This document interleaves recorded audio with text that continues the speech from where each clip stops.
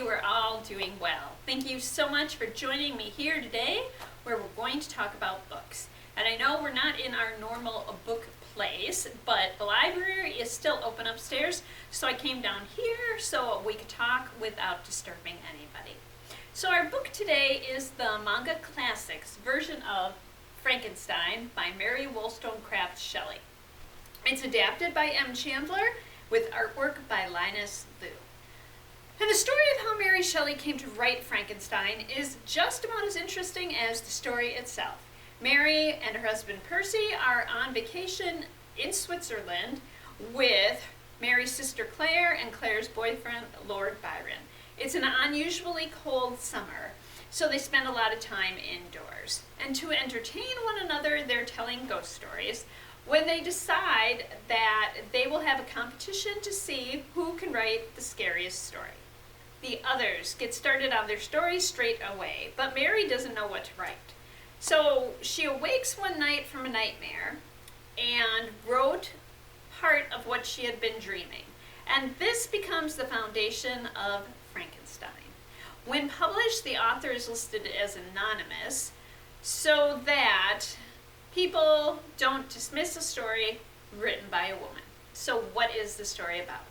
We meet Victor Frankenstein in the Arctic when a ship of explorers picks him up. And Victor is near death, and he's helped by the ship's captain and crew.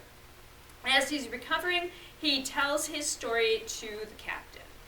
Victor grew up in a close-knit family. He goes away to school and becomes obsessed with creating life. Basically, he abandons his studies to focus on a project, piecing together a body which he believes he can bring back to life. Surprisingly, the project is successful. The creation comes to life, but Victor is horrified by what he created. He refuses to face what he has made, and he runs off. The monster is abandoned, rejected, and left on his own. He has to feed himself, learn to care for himself, and eventually he teaches himself to speak. And the monster goes in search of Victor. When he finds his creator, the monster confronts him. Rejected by humans but seeking companionship, the monster tells Victor that he wants Victor to create a partner for him. After which he and this partner will go off away together and never bother anybody again.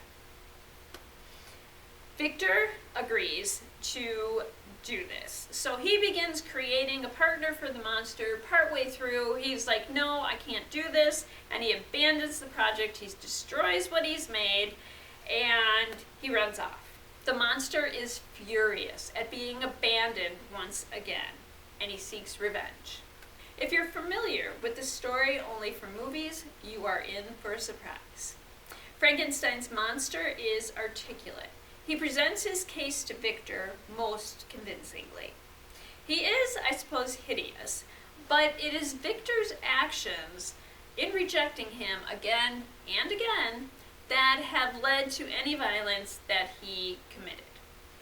So what are some other books to read for a similar spooky experience? We'll focus on classics this time around, and most of them are Gothic classics. After reading the Manga Classics version of Frankenstein, why not dive right in and read the text by Mary Shelley? It's the same story as we discussed, but it's just the complete text of Mary Shelley. You just may be surprised by the level of compassion you will have for the monster. Dracula by Bram Stoker. I'll be completely honest, I have not yet read Dracula. I have a copy of my own, and I'm very excited about reading it. I just haven't been able to fit it into my reading schedule yet, but I will. It's written as letters and diary entries. And we journey with Dracula from his home in Transylvania to the streets of London, where he searches for the blood he needs to survive, and his enemies plot to end his power. The complete stories and poems of Edgar Allan Poe. So if you have been with me for any amount of time, you will know that I love Edgar Allan Poe. And if you've known me since childhood, you will know that this is something that has been going on for a long time. So I was first introduced to Edgar Allan Poe stories by my 5th grade teacher, and I have loved them ever since. So if you'd rather not read all of the Edgar Allan Poe stories and poems, here are a few that will fit right in for the spooky season. The Telltale Heart. And I think this is one of the first stories most of us are introduced to by Edgar Allan Poe. The protagonist's neighbor has disappeared, and the police are coming around asking questions. The protagonist is reserved. He keeps his cool. He's very calm. He's going to get away with murder. Or is he? The Mask of the Red Death. The plague is ravaging the countryside, but inside a mansion there is a party, and the revelers are shut away safe from the disease. As the story continues, though, it appears as they might not be as safe as they thought they were. The Cask of Amontillado. 2 friends meet up. Recently, one had felt slighted by the other, but they're getting along great. Everything is forgiven.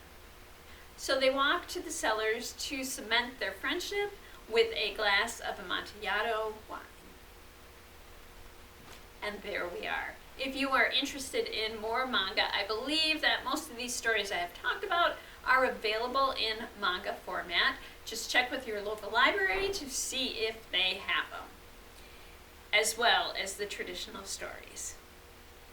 I'll be back next week when we will learn what I am reading in October. And for those of you who have been missing the To Be Read jar, you are in for a treat, because this next video will see the return of the To Be Read jar. So I'll be selecting my books for next month from the jar.